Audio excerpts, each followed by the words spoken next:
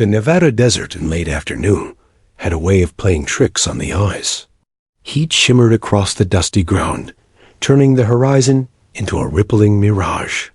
The sun hung low, glaring with a white-hot intensity that bleached the color out of everything. Even the scrub brush looked brittle, like it might crumble to dust if touched.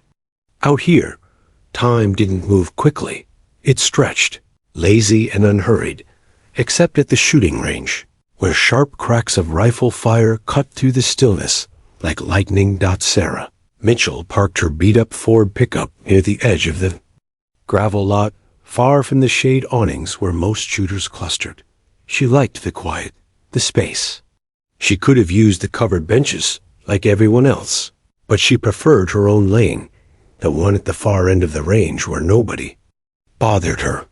The worn-out truck door creaked as she climbed out, baseball cap pulled low, sunglasses hiding her eyes. She wore jeans that had seen better days, a faded gray hoodie, and scuffed boots caked with dried mud from who-knew-where. A quick glance told her the range wasn't empty today. Halfway down, occupying 3 lanes, a group of 6 men were working. In a tight rotation, tactical drills, movement patterns, and rapid reloads. They weren't your average weekend warriors. Their posture, the way they handled their weapons, even the way they scanned their surroundings between shots, it all screamed military. And not just any military, special operations. She knew the type immediately, though she made no sign of it. One of them, tall, broad-shouldered, with a black ball cap turned backward, was barking out distances between shots. His voice carried with the kind of authority you didn't argue with. The others moved like they'd done this together 100 times before, as if every drill was second nature. They weren't here to sight in deer rifles. They were sharpening skills meant for much more dangerous places than Nevada. Sarah walked past without a word, carrying a hard plastic rifle case in one hand, an old canvas range bag in the other. The smell of burnt gunpowder already hung in the air, mixing with the faint tang of gun oil. Gravel crunched under her boots until she reached her lane. She set her case on the bench, popped the latches, and lifted the lid with care. Inside was her rifle, a custom bolt-action, matte black barrel, lightweight stock. To the untrained eye, it was just a clean, well-maintained hunting rifle. But the scope mounted on it was different, sleek, high quality, the kind professionals trusted their lives to. She pulled out a small spiral notebook from her bag, flipping to a page covered in neat handwriting. Numbers, angles, corrections for wind drift, bullet drop. No doodles, no wasted space. This was her shooting log, kept with the precision of someone who didn't just shoot for fun.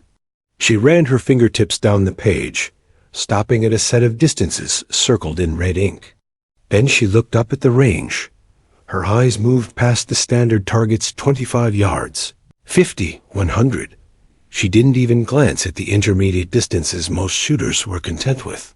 Her gaze went straight to the steel silhouette plates at the sill. Very back, beyond 1,000 yards. The air shimmer made them look like ghostly shapes, half blurred by the heat. She walked down the lane markers, rolling out a mat beside the bench. Carefully, methodically, she adjusted the bipod or rifle, checked the scope mounts, and began loading rounds into her magazine. She wasn't in a rush. Out here, patience wasn't just part of the process, it was the process. Behind her. One of the SEALs, she knew that's what they were now. She could hear it in the cadence of their speech paused mid-drill to watch. He noticed her target placement and tilted his head. That's far, he muttered to one of his teammates. The other laughed under his breath. Bet she misses by a mile. Sarah didn't hear them, or maybe she did and just didn't care. She was used to it, the sideways looks, the little jokes when someone saw her gear. Most people saw a civilian woman on a firing line and fought casual shooter. They didn't expect someone who'd log her shots down to the smallest adjustment. They didn't expect someone who measured wind speed without needing a gadget. She sat on the bench, rifle resting on the bipod, and looked through the scope. The crosshairs settled on that distant steel silhouette, wavering slightly in the heat distortion. The wind was light, but inconsistent, gusting just enough to throw off a long shot. She adjusted 2 clicks left, 1 up, and then leaned back, letting her breathing settle. From the SEALs' lanes came bursts of rapid fire, magazines hitting benches, and the sharp commands of their leader. Sarah remained still, waiting for a lull in the noise. She didn't want distractions. For her, the first shot of the day was always the most important. It set the tone for everything that followed. She rolled her shoulders once, loosening tension. Her cheek pressed against the stock, eye to the scope. Her breathing slowed until the rise and fall of her chest barely moved. The world narrowed to the crosshairs and the blur of heat around her target. She could feel the faint thump of her pulse through the trigger guard, and she waited until it was steady. A SEAL in the middle lane happened to glance her way again. This time, he noticed the stillness, the way she had become almost statue-like. The rifle and shooter blending into one quiet, focused shape. He nudged the man next to him. "Watch this," he said, smirking. "She's gonna try it." Sarah's finger tightened on the trigger. The rifle barked, a single sharp crack that seemed to slice the desert air in half. Through the scope, she saw the impact center plate. A heartbeat later, the metallic clang rolled back across the range. She didn't smile, didn't look around for acknowledgement. She simply pulled the bolt back, ejected the casing, and slid another round into place. Down the line, the SEAL who'd been watching froze mid-reload, his eyebrows knit together. That wasn't a lucky shot, not at that distance. He'd seen good shooters, great shooters even, but that was surgical. Sarah kept her head down, lining up for the next shot as if nothing had happened. Somewhere deep in his mind, the SEAL felt the first twinge of curiosity. Who exactly was the woman in Lane 14? The air hung heavy with the sharp, metallic scent of spent brass. The sun was dipping lower now, but the heat was still oppressive, pressing down on the range like a physical weight. The SEALs had shifted their drills from static lanes to a fluid. Rotation shoot, move, reload, switch positions. Boots scuffed the gravel. Magazines slapped into rifles with practiced speed. Their leader's voice rang out over the intermittent gunfire. Sarah ignored the rhythm of it all. She was in her own rhythm. Her lane was set apart from theirs by maybe 50 feet, but it might as well have been another world. She was calm, deliberate, methodical. Where they moved like wolves in a pack, her movements were quiet, almost surgical. She unzipped the side pocket of her canvas range bag, pulling out a small weather meter no bigger than a deck of cards. It was old and scuffed, the numbers on its display slightly faded from years of use, but it still worked. She held it up, letting it raid the breeze, then jotted down numbers in her spiral notebook. One of the SEALs, same tall one who had noticed her before, watched again between reloads. He wasn't smirking now. His expression had shifted to something between curiosity and skepticism. His buddy, shorter with a square jaw, followed his gaze. "What's she doing?" the shorter one asked. "Running data," the tall SEAL muttered. The square-jawed one laughed. "Come on, man. Civilians don't run wind calls like that." "She's probably—" He stopped mid-sentence when Sarah pulled a laminated range card from her bag, clipped it to her scope with a small binder clip, and adjusted the magnification with the easy confidence of someone who had done this thousands of times.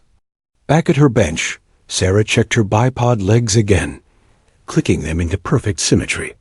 The rifle lay flat, perfectly parallel to the lane markers. She brushed a bit of grit from the bolt handle with the back of her hand, then opened the bolt to check the chamber. Clean, smooth. She ran the action just once, feeling the precise slide of steel on steel. From the SEAL's position, The tall one leaned over the barrier. She's not setting up for a casual target. Look at that distance. The square-jawed one squinted. That's, what, 1100? 12? Closer to 12? A tall seal said. He knew because his team had used that exact target earlier in the day, and half of them had missed on the first try. Sarah wasn't rushing. She was timing everything, the light, the wind, the temperature. She adjusted her scope's parallax, then wrote a final note in her logbook. 1,195 yards to 2.5 MUA left, 1.2 up. She tapped the pencil against the paper twice before setting it down. The seals carried on with their drills, but more than one eye kept drifting in her direction. There was something about the way she worked. No wasted movements. No double-checking. Like someone unsure, just smooth, fluid preparation. The tall seal finally stepped away from his lane, walking toward her with the casual stride of someone who was pretending not to be interested. He stopped short of her firing line, leaning against the post. That's a long way out, he said, his voice neutral but edged with challenge. Sarah didn't look at him. She just nodded once. Most people here stick to 200 or 300 yards, he added. I'm not most people, she replied quietly. That made him tilt his head slightly. That target's got a 1/3 MOA sweet spot. Steel plates, what, 10 inches wide? Not much room for error. Sarah adjusted her rear sandbag without glancing at him. That's the point. Her tone wasn't smug. It wasn't even defensive. It was matter-of-fact, like she was discussing the weight of a loaf of bread. The tall seal found himself momentarily without a comeback. Meanwhile, his teammates had subtly tuned in, though they tried to look busy. The square-jawed one grinned, calling out, Bet you $50 she misses. Sarah still didn't look up. Keep your money, she said, her voice calm, but not unkind. You'll need it for ammo. A few of the seals chuckled at that. The square-jawed one raised an eyebrow, but didn't push further. Sarah returned her focus to the scope, dialing her final adjustments. The late afternoon wind had shifted slightly. She felt it on her cheek and made 2 more clicks to the left. Her breathing was steady, her heartbeat slow. She had entered that razor-thin space between thought and instinct, where the world seemed to narrow to a single point. She knew they were watching now. She could feel their eyes on her back. Some people might have been rattled by that pressure, made hands shake, made breaths uneven. But for Sarah, it only sharpened her focus. The tall seal crossed his arms, studying her profile. You shoot competition? No, she said. Hunting? Not lately. Military? There was a pause, just a heartbeat too long. Something like that. He caught that pause. It wasn't the kind of hesitation that came from making something up. It was the kind that came from deciding how much truth to give. Down the line, another seal muttered, She's about to embarrass herself. The tall one didn't answer. He wasn't so sure anymore. Sarah laid her cheek against the rifle's comb, one hand on the grip, the other adjusting the scope's fine focus until the distant plate snapped into perfect clarity. The heat mirage made it dance faintly, but the crosshairs settled right, where she wanted them. She inhaled once, let half of it out, and then held. Her finger took up the slack on the trigger until it reached that familiar, delicate wall. The seals went quiet. Even from 50 feet away, they could see the change. In her, the tall seal felt a strange anticipation creeping up. Whatever was about to happen, he knew it wasn't going to be ordinary. The wind had gone still, as if the desert itself sensed what was about to happen. Sarah lay prone now, elbows dug into the mat, the stock of the rifle firm against her shoulder. The steel plate at nearly 1,200 yards wavered in the shimmering heat, an almost ghost-like outline. Most shooters would have called it too far for comfort. Sarah didn't think in terms of comfort. For her, the distance was just a number, the variables just problems to solve. Through her scope, the target was smaller than the palm of her hand, and yet every contour of it was familiar. She'd memorized the way the sun hit it at this time of day, the faint discoloration from past hits, even the way heat distortion bent its edges. She'd hit targets like this before, in other deserts, in other heat, under much different circumstances. Down the line, the SEALs had paused their drills. No one announced it, but they all felt that unspoken shift in attention. There was no more joking, no loud bursts of gunfire from their lanes, just quiet observation. Sarah's breathing slowed, deep in through the nose, out through the mouth. Her left hand cupped the rear sandbag, making minuscule adjustments to her elevation. Her right hand rested lightly on the rifle's grip, the pad of her trigger finger, barely kissing the curved metal. The tall SEAL, still leaning on the post, found himself unconsciously holding his breath, watching the subtle micro-movements as she brought the rifle into perfect alignment. He recognized the signs. He'd seen them on long-range snipers before a critical shot. The stillness wasn't passive, it was total control. Her cheek weld was perfect. Eye relief, perfect. The rifle seemed to fuse with her body, like an extension of her own bones.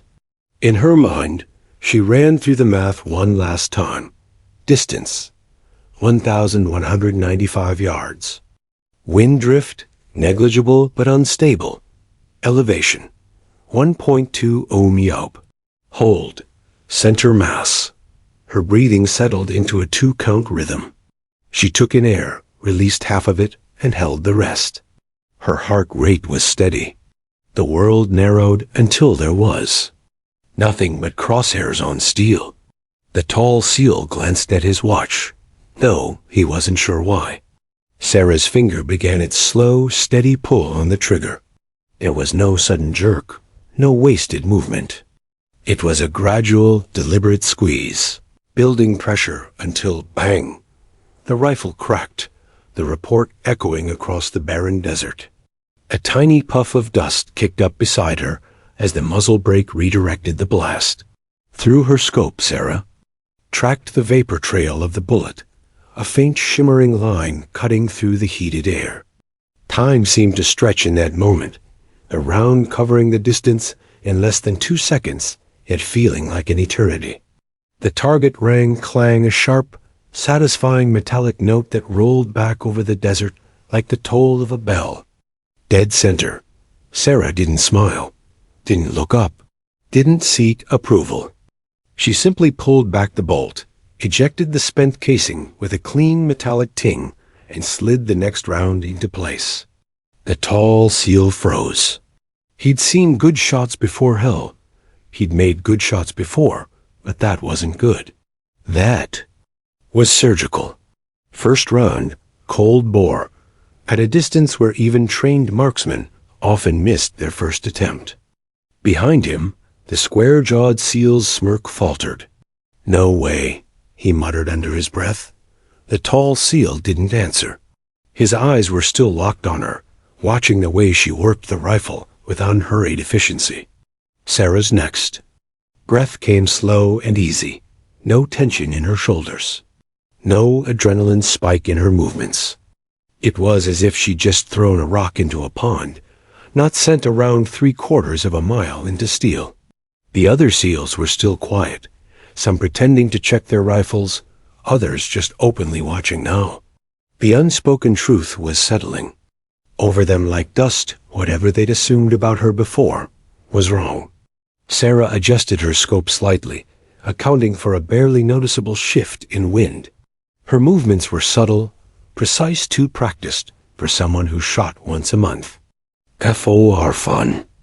The tall SEAL noticed every detail, the way she pinched the focus knob instead of twisting it, the exact way she cradled the rear of the stock, the fraction of a second she waited after adjusting before firing again. These weren't the habits of a casual marksman. When she fired her second round, the result was the same center plate, Another clean metallic chime echoing across the range. The tall seal finally spoke, his voice low. That wasn't luck. Sarah kept her cheek on the stock. No, it wasn't. There was no arrogance in her tone, just truth, simple and undeniable. He studied her face for a moment, trying to read her. Sunglasses and the shadow of her cap hid her eyes, but he didn't need to see them to know she was in control. Every movement, every breath told him she wasn't just hitting targets. She was operating in her element. One of the other seals, maybe trying to break the tension, called out, "All right, I'll bite. What's your best shot?" Sarah didn't answer right away. She slid the bolt forward, locked it, and took another slow breath. "Not here," she said finally. That earned her a few curious looks, but no one pressed. A tall seal had stopped leaning on the post now.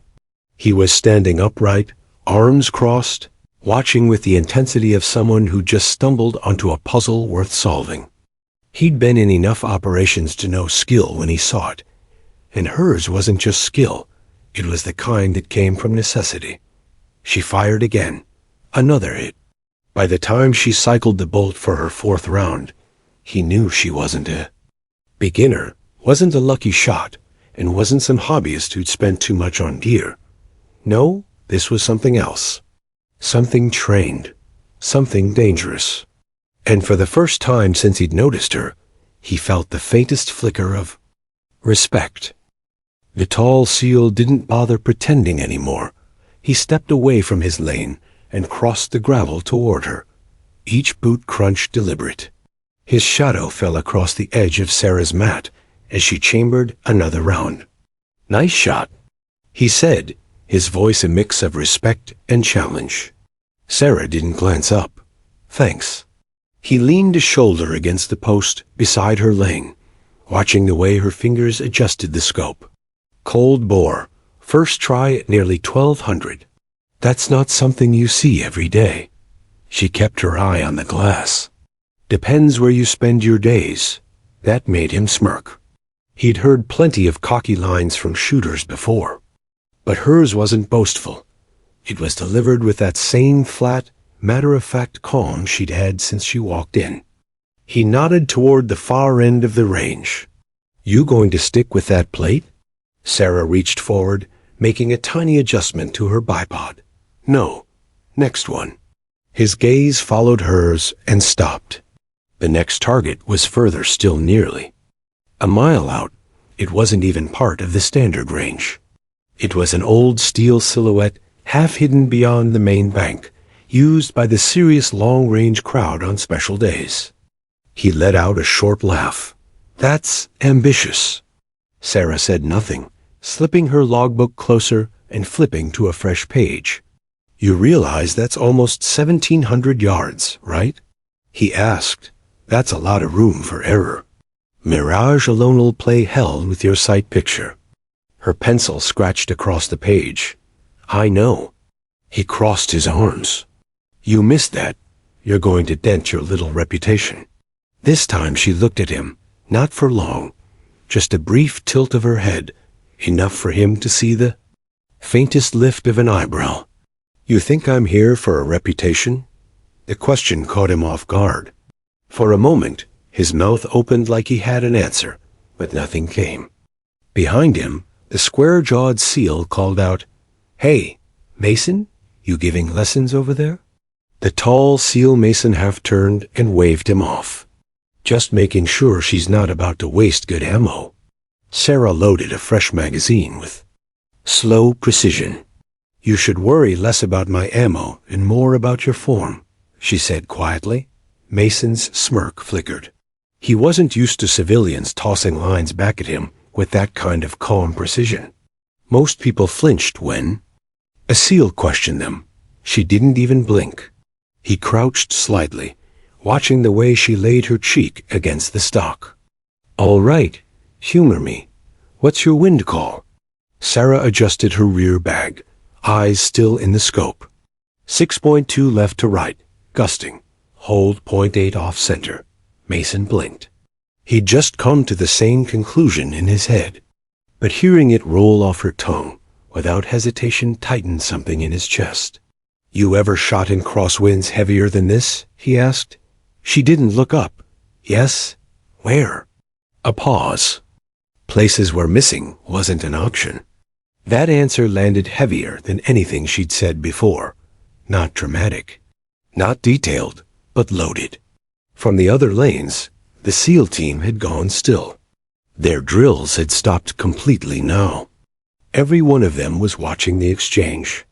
Mason stepped back half a pace, studying her. "All right, show me."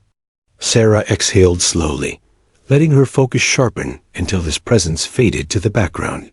Through the scope, the distant plate seemed to dance in the mirage, shifting and warping in the heat. She read the pattern of the wind, how it curled. Over the low berms, how it flattened in the dips, how it would catch the bullet halfway to the target. Her trigger finger rested lightly, building pressure in tiny increments. She didn't think about the men behind her, didn't think about Mason's doubt. She thought about distance, wind, and steel. Mason's eyes tracked her movements. He noticed how she didn't hold her breath, like most marksmen. She breathed through the shot, letting the rifle and her body move as one. The rifle barked, everyone's. Heads turned toward the far end of the range. The bullet's vapor trail cut the shimmering air like a ghost's finger pointing the way. Clang. The sound was faint at first, almost lost in the heat, but it reached them a moment later, a clean, undeniable hit. Mason's jaw set. He'd wanted her to miss. Not out of malice, just so the world would make sense again. But she hadn't. She'd made a shot that even some of his teammates would have hesitated to attempt without a warm-up. Sarah cycled.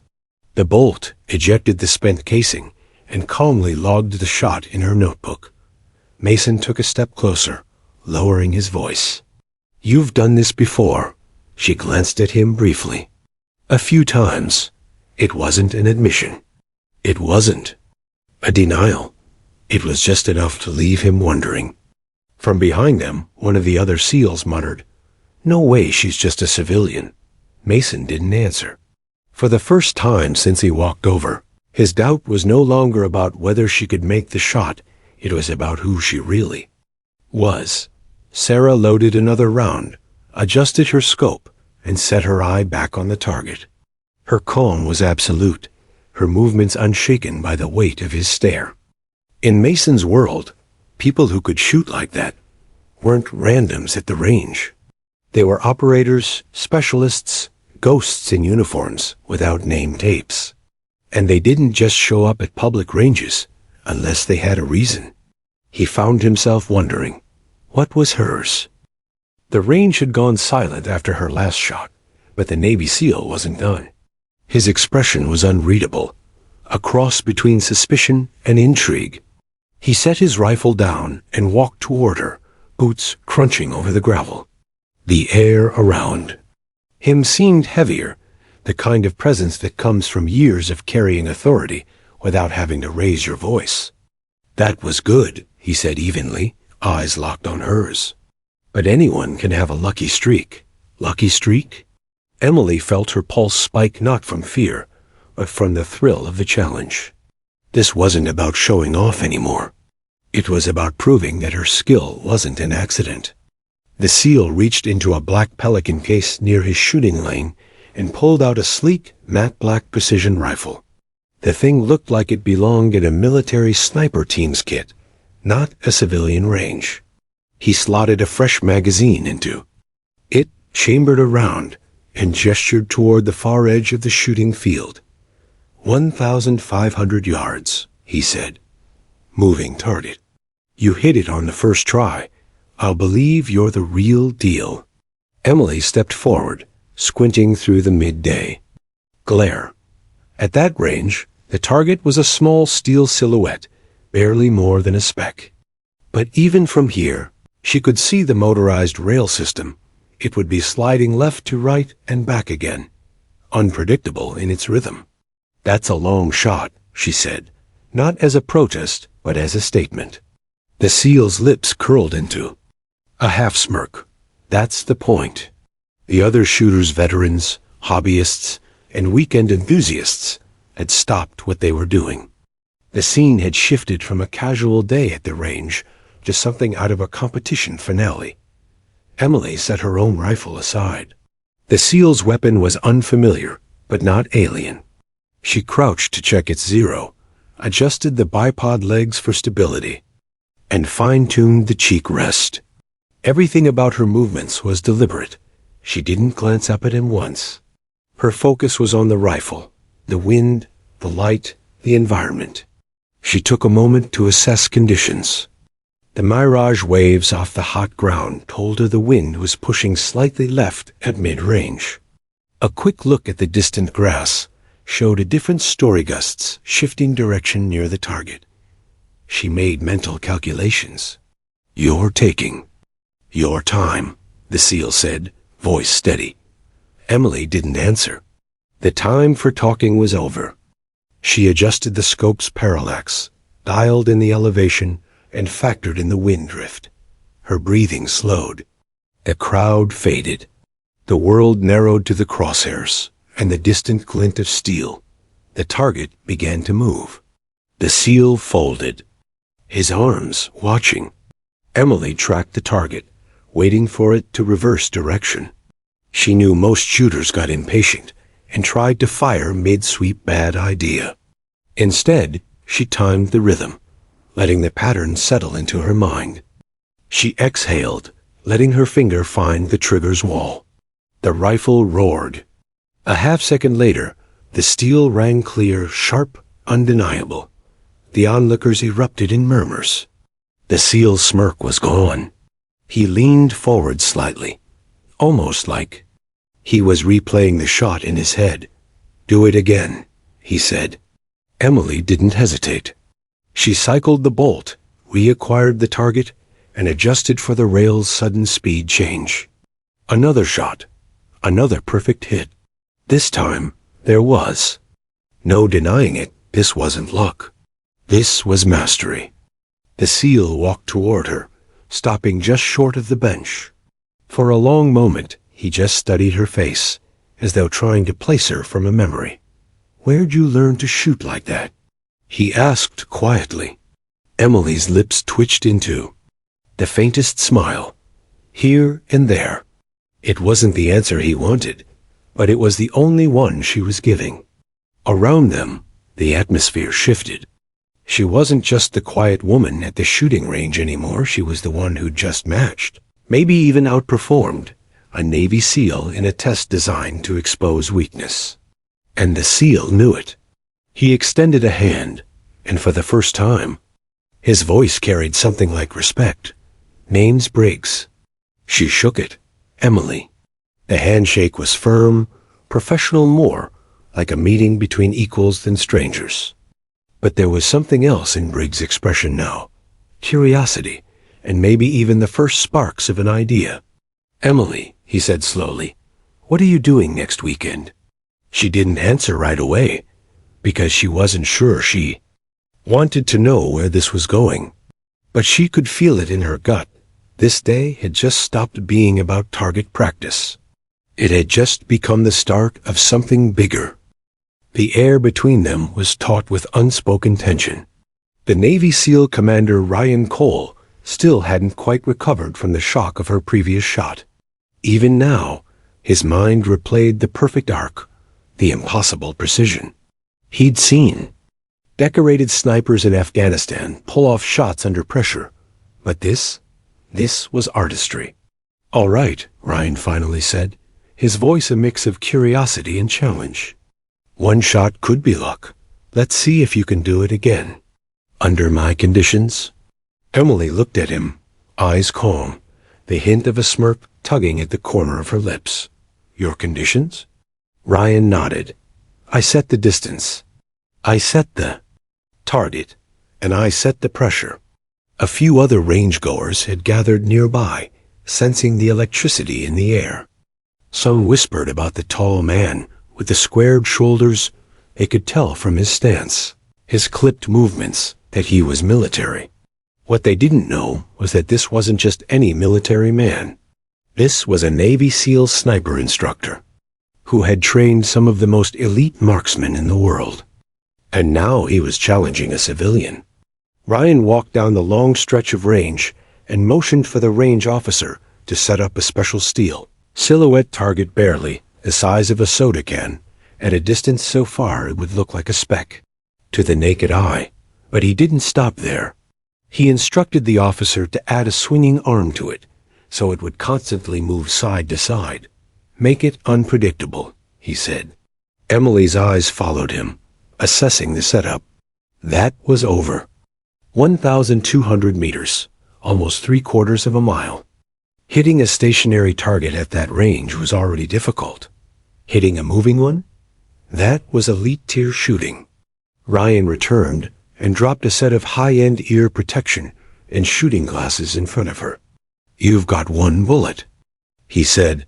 "No sighters. You missed, that's it." She knelt beside her rifle case, unzipping it slowly, as if savoring the moment. This time she chose a different rifle, a custom-built bolt-action in .338 Lapua Magnum, matte black with a carbon fiber barrel, the sort of rifle built for long-range dominance. As she settled into position, Ryan crouched nearby, watching her. Every move. He'd taught dozens of shooters, and their habits were like fingerprints. The way they adjusted the bipod, how they handled the bolt, how they breathed, it all told him their level of skill. But Emily's movements, they were clinical. No wasted motion. No hesitation. She adjusted her rear bag, dialed the elevation turret on her scope with a few quick clicks, then paused. Her eyes flicked to the target, tracking the swing. Her lips moved ever so slightly, not in prayer, but in calculation. "You served," Ryan said quietly, almost as a statement rather than a question. Emily didn't look away from her scope. Once. That wasn't a weekend hunting trip shot back. "There," he pressed. That was a combat shot. Still nothing. Only the steady rise and fall of her breathing. The range fell silent. Even the chatter of other shooters faded into the background. All that existed now was the wind, the target, and Emily's heartbeat. Ryan glanced at the flag at the far end. Of the range, it was twitching slightly to the right, crosswind, tricky at this distance. He was about to warn her when he realized she'd already adjusted her windage. She'd seen it. "Shooter ready?" The range officer called. Emily's voice was calm, almost too calm. "Ready? On your shot." The world seemed to slow. Emily's finger touched the trigger, feeling its break point, her breath stilled in her lungs. She waited not for the target to center, but for the swing to commit to a rhythm. Timing was everything. Ryan leaned in just enough to see the subtle twitch of her muscles as she released the shot. The .338 roared, the recoil thudding into her shoulder. The round tore through the air, the supersonic crack chasing it downrange. A full second later, ping. The steel target jerked violently, the bullet hitting dead center as it swung away. Ryan blinked. Even for him, it took a moment to register what had just happened. A one-shot hit on a moving target at over 1,200 meters. No warm-up. No second chances. The bystanders erupted in disbelief. One man muttered, "That's not possible. Not without." But his voice trailed off, unsure. Emily slowly lifted her head from the scope, exhaling softly. "Was that under your conditions?" she asked. Ryan didn't answer right away. His eyes searched hers, trying to read the story behind them. There was something there, history, a shadow, something he couldn't place, but desperately wanted to. "Yeah," he finally said, a grudging respect in his tone. It was. But inside, Ryan's thoughts were racing. He'd just seen a shot that belonged in the top tier of military sniping, executed by a woman who claimed to be just training at the range. He wasn't buying it. Not for a second. Emily stood, packed away her rifle with the same deliberate care, and slung the case over her shoulder. She was halfway to the parking lot before Ryan caught up with her. "Wait," he called. She turned, the late afternoon sun catching the faint scar that ran from her jaw to her neck. "Where'd you learn to shoot like that?" he asked. Emily tilted her head slightly, as though weighing how much to say. Then, with a faint smile, she replied, "Some things you can't learn at a range." And with that, she walked away, leaving Ryan with more questions than answers. For the rest of the evening, he couldn't shake the image of that shot, the perfect timing, the flawless wind call. It wasn't luck. It wasn't even just skill. It was experience earned somewhere far from the safety of a civilian range. Ryan knew one thing for certain. He needed to find out who Emily really was, and if his instincts were right, this wasn't the last time their paths would cross. The air hung heavy with the smell of gunpowder, a haze drifting just above the firing line as brass casings littered the ground. Alara slid her earmuffs up to rest on her head, a satisfied half-smile on her lips. Her last shot had cut the center of the target so perfectly that even the range officer had glanced twice. But then she noticed movement at the far end of the shooting lanes. The Navy SEAL, the same one who'd frozen at her impossible 1,500-meter hit earlier that day, was walking toward her. His gait was steady, almost too steady, like someone carrying the weight of a decision. His eyes never left hers. "Pack it up," he said calmly, stopping just short of the lane. "You're coming with me?" Alara blinked. "Excuse me? You're done here. This place isn't where you're supposed to be." The range officer gave a confused look, but said nothing. The SEAL pulled a folded piece of paper from his back pocket and slid it toward her on the shooting bench. It was an aerial map, desert terrain, coordinates circled in red. "This is where we're going, right now. You're going to take a shot you've never trained for, in conditions you've never seen. If you miss, you walk away and forget this ever happened. If you hit, we talk." Her pulse quickened. This wasn't just some military guy impressed by her shooting. This was a test, and not a casual one. "Why me?" she thought. He answered before she could ask. "Because I saw something today I don't see often. A civilian pulling off a shot I've seen seasoned operators miss. You don't get to hide that kind of talent. Not from me." They left the range in his unmarked black SUV. The drive was silent except for the hum of the tires and the faint clink of rifle parts in the back. Alara caught glimpses of his reflection in the passenger side mirror, calm, but with an undercurrent of urgency. 2 hours later, they reached a stretch of desert where the sun hung low and the horizon shimmered with heat. The SEAL popped open the back of the SUV and revealed a custom sniper rifle, a .338 Lapua, matte black with a suppressor attached. "This isn't about distance," he said. "It's about control. There's going to be wind, mirage, light, distortion. And your target?" He reached into his rucksack and pulled out a small drone. "Will be moving." Alara stared. The rifle. She'd never fired one of these. She'd never shot at a moving target at this range. And she'd definitely never had her performance evaluated by someone who probably had more confirmed kills than she could imagine. They moved to a ridge overlooking a dry riverbed. The SEAL set the drone on the ground and pulled out a remote. "Control. 3 passes," he said. "1 hit, and you pass. Miss them all, and we're done." The wind was sharp, pushing fine grit into her hair. She ran her fingers along the rifle's chassis, adjusting the bipod, feeling the balance. The scope's reticle danced slightly with every breath. Steady. Steady. The drone took off, buzzing low over the sand before rising sharply and veering left. She tracked it, calculating the lead. The wind shoved the sight picture just as she squeezed. The shot cracked through the desert, wide by 3 feet. She cursed under her breath. The seal's voice was calm, but clipped. "You compensated too late. Don't chase it," predicted. The drone looped back for the second pass. She adjusted her scope a half-click for windage, inhaled, and pressed the stock tighter to her shoulder. This time, the drone darted upward, trying to break her rhythm. She anticipated the climb, held her breath, and squeezed. The bullet missed by inches. Her chest tightened. 2 shots gone, 1 left. She forced herself to slow down. The third pass would be her only chance. The seal said nothing, his expression unreadable. The drone appeared on the horizon, cutting low across the sand, the sunlight reflecting off its small frame like a glinting silver target.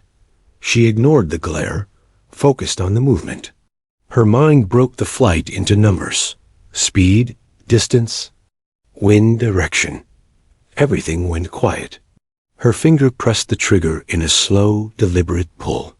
The rifle kicked, the suppressed crack muffled but powerful. The drone erupted mid-air, spinning in pieces before scattering into the desert floor. For the first time all day, the seal smiled.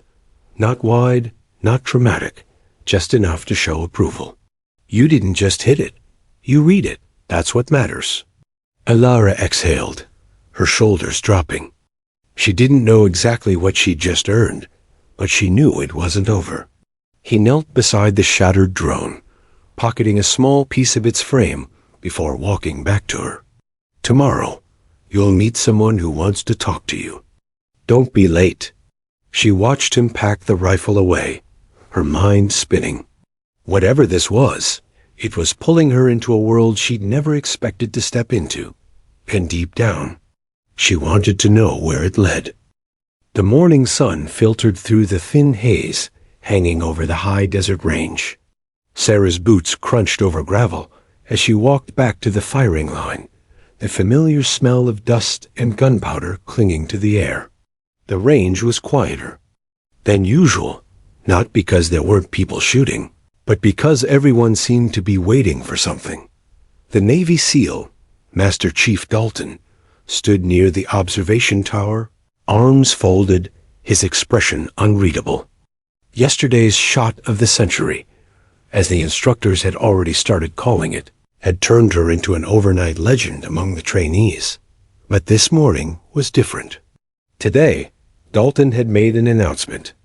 At 0900, we'll see if lightning can strike twice. The clock read 8:52.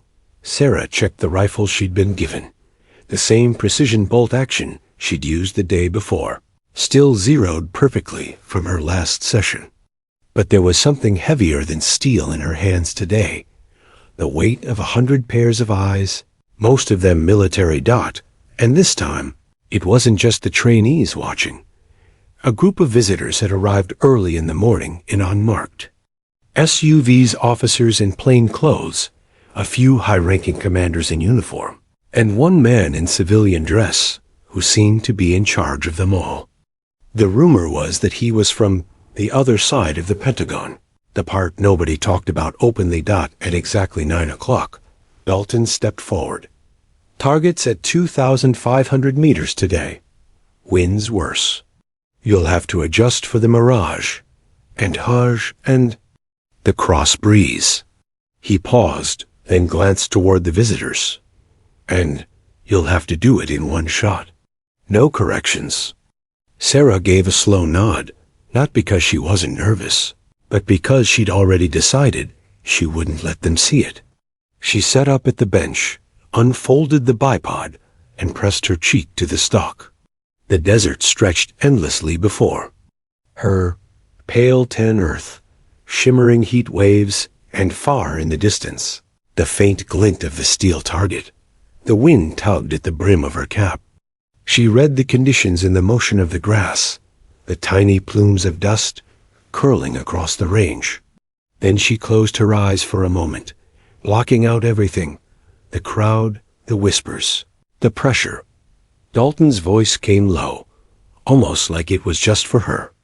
No one's expecting you to hit it again, Sarah. That's why you will. She opened her eyes, lined up her crosshairs, controlled her breathing. The wind shifted slightly, a barely noticeable change, but enough to throw the shot off if she didn't account for it. Her fingers made tiny adjustments to the elevation and windage. The shot broke clean. A supersonic crack echoed across the range. Time seemed to slow. Through the scope, she saw the faint shimmer of heat distortion.